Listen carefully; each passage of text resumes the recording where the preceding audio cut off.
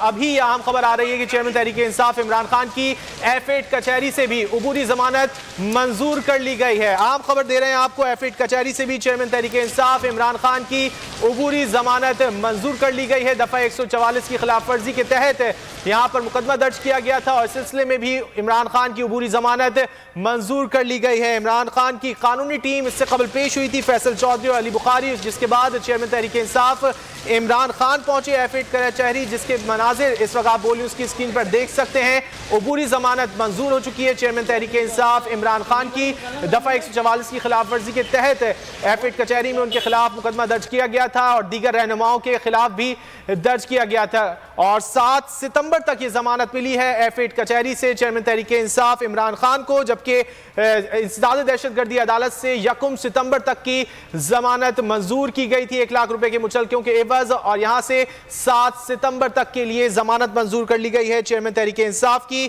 F8 कचहरी से। आपको ये मनाजिर भी दिखा रहे हैं और आपको अपडेट कर रहे हैं कि इमरान खान की अबूरी जमानत को मंजूर कर लिया गया है। F8 कचहरी से ये खबर सामने आ रही है। कुछ देर कबल इमरान खान की जो वकला की टीम है वो अदालत पहुंची थी और उनकी जानिब से दरख्वास्त दायर की गई थी,